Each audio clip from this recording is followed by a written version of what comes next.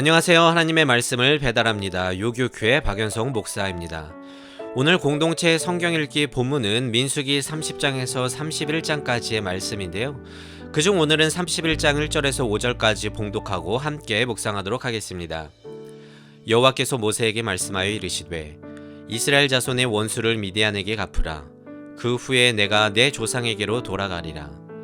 모세가 백성에게 말하여 이르되 너와 함께 있는 사람들 가운데서 전쟁에 나갈 사람들을 무장시키고 미디안을 치러 보내어 여호와의 원수를 갚되 이스라엘 모든 지파에게 각 지파에서 1000명씩을 전쟁에 보낼지니라 하매 각 지파에서 1000명씩 이스라엘 100만 명 중에서 12,000명을 택하여 무장을 시킨지라.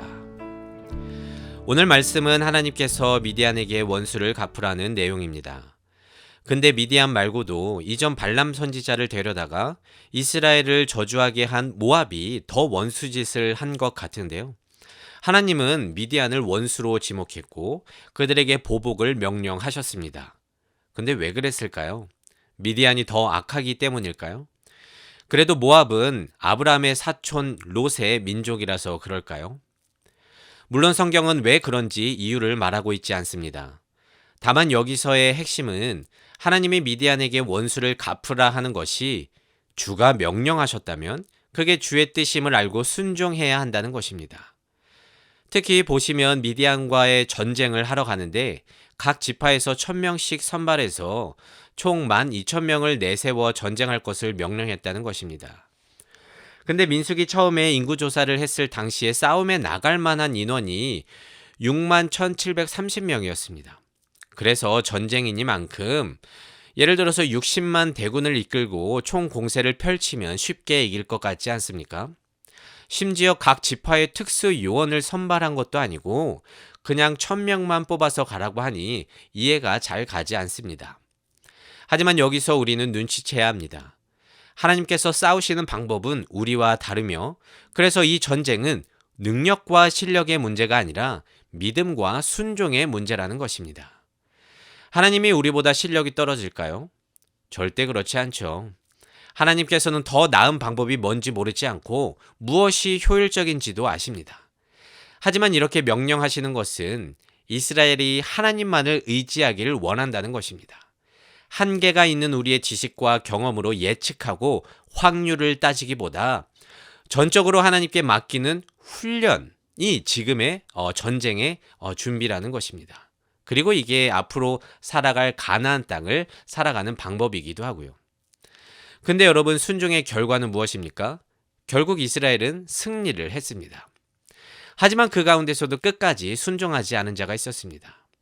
오늘 봉독은 안 했지만 이후의 내용에서 모세는 천부장과 백부장에게 화를 냈다고 하는데요.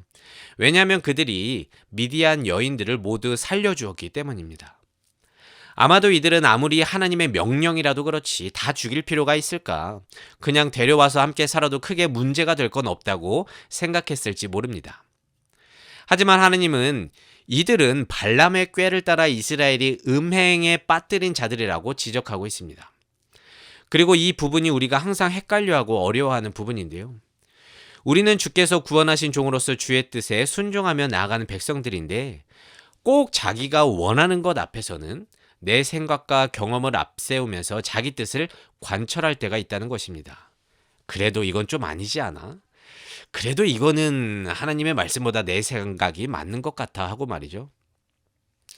특히 이런 부분들은 교회 밖 생활에서 많이 드러나는데요. 사회 속에서의 주님의 말씀은 비합리적이라고 여기면서 자기 합리화를 합니다. 지금도 보세요. 하나님은 이들의 죄가 너무 악하기 때문에 모든 것을 아시고 심판을 명령하신 것인데 몇몇은 전리품에 그 가운데서 여인들에게 더 마음이 있었고요. 결국 그 여인들을 살려둠으로써 불순종하게 되었습니다. 다시 말씀드리자면 이 전쟁의 목적은 승리가 아니라 순종입니다. 우리는 결과에 집착하지만 그것은 순종에 따라 결정되는 것입니다. 결과는 하나님께 달려있는 것이죠. 그래서 믿는 자에게 결과보다 중요한 것은 과정입니다. 종종 사람들은 교회 안에서도 결과를 위해서 말씀을 어기면서까지 편법을 쓰곤 하는데요. 그래놓고 이런 결과를 봐라, 하나님이 하셨다면서 그렇게 말들을 하곤 하지만 그건 우리 생각일 뿐이고 하나님은 그걸 원치 않습니다. 결과는 내게 있으니까 전적으로 나만 믿고 순종의 과정을 거치기를 원하십니다. 현재를 살아가는 우리들은 어떻습니까?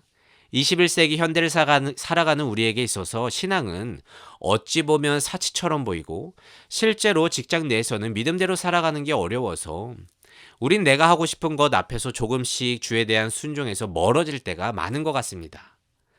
물론 쉽지 않은 거 압니다. 하지만 하나님은 오늘의 미디안 전쟁처럼 전적으로 순종하기를 원하십니다. 천지를 창조하신 주님이 우리의 모든 인생을 책임지고 있으니 순종하길 바란다는 것이죠. 그렇다면 우린 삶 속에서 이런 실수들을 줄이고 어떻게 순종해 나갈 수 있을까요?